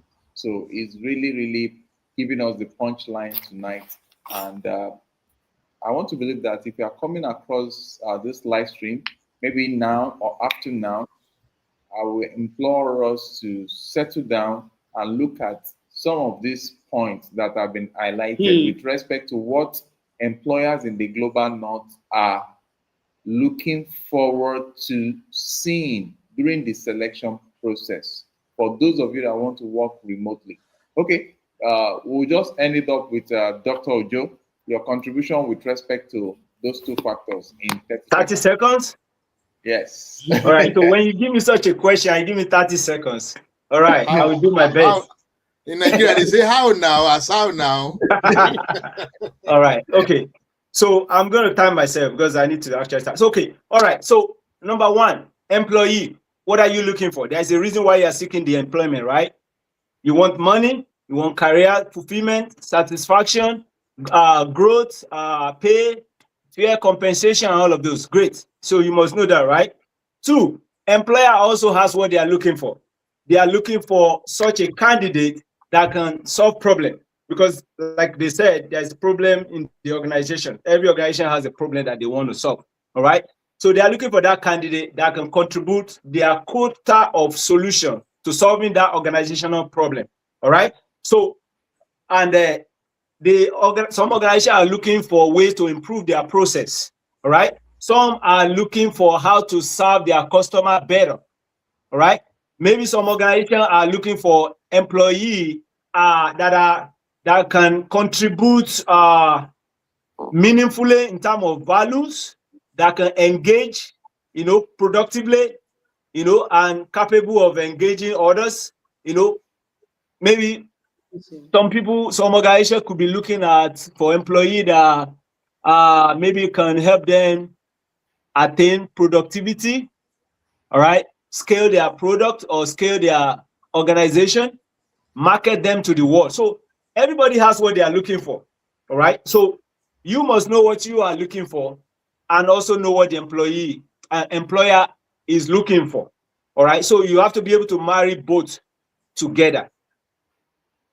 Does that make sense? Very well. Very well. All right. Thank you. Wow. Yeah.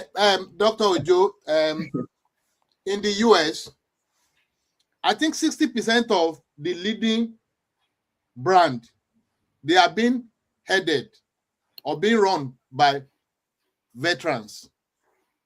At the time, if I'm still correct, Dr. Ojo, most of the businesses, maybe it's changing now, maybe it's changing because of tech and all that. The veterans, those guys who have retired from, they are highly respected because of the training they have.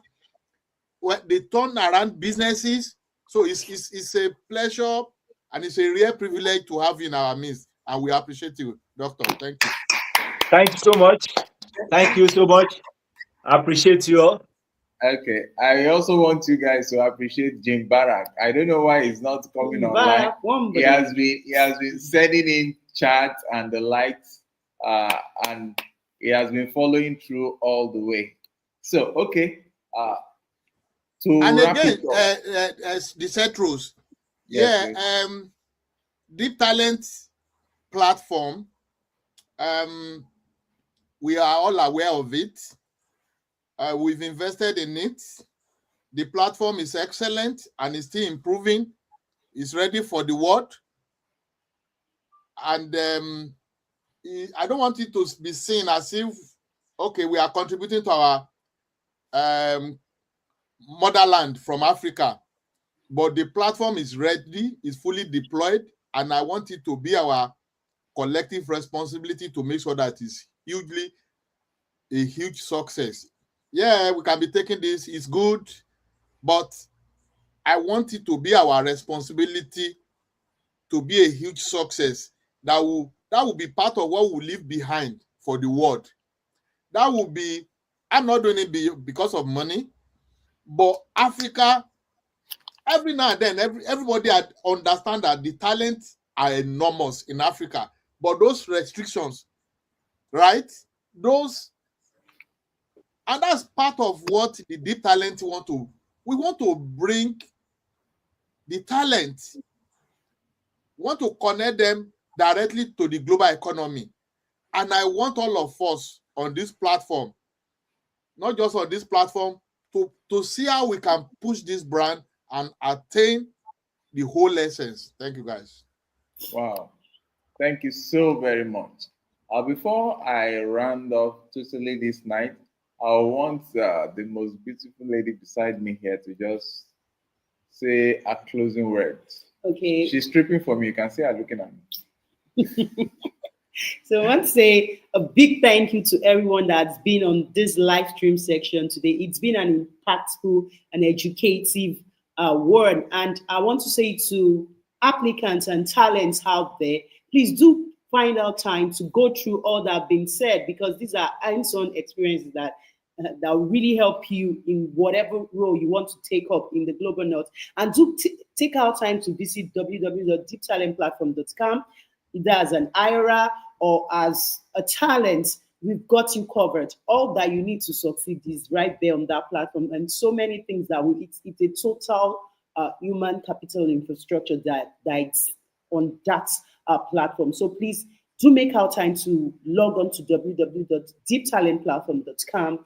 I tell you, can never be the same after encountering that platform. And remember the fact that for those of you that are talents applying to work remotely, we have a page. We have what's it called? A page assigned for assisting you in rebranding your CVs so that you can be listened to, so that you don't get to shut the door after attempting to open it once. So reach out to us. We'll guide you on that, and so many other assistance that we are rendering on that platform. Reach out to us, and we'll get you totally well informed. Now, by way of conclusion, we ended up with these two factors that IRAs are looking forward to in talent that are applying for remote jobs from the global south. And as such, we are talking about accountability and problem solving. Problem solving comes with accountability. If you are coming in, you want to work remotely, you must have at the back of your mind that you are coming to solve a problem. And if you are coming to solve a problem, you must own that problem so that you can be able to provide solutions to that problem. That is what IRAs are actually looking for, not just an empty pack of paper called CV or resume without the action plan to provide value in exchange for the payment that is coming. Because I need to address this, because large numbers of talent from the global south, they kept on flocking the airwaves with their CVs. But when it comes to actually solving the challenge that you are applying for in terms of role, over 90% of them are not actually ready. And that is why at Deep Talent, we are only presenting 1% of the best to the global IRAs. So if this is you, kindly log on to www.deeptalentplatform.com and let us start the journey with you. And if you know anyone that is looking for job opportunities or looking for where to hire the best of talent across the globe, you can also reach us on that platform. We have both for IRAs and for companies that are looking for smart, intelligent chaps to hire across the globe. With this, we've come to the end of tonight's live stream. I want to say thank you so very much. Don't forget to like this live stream. If you have not subscribed to this channel, please click on the subscribe button. Click on your notification button so that whenever we come online, you can be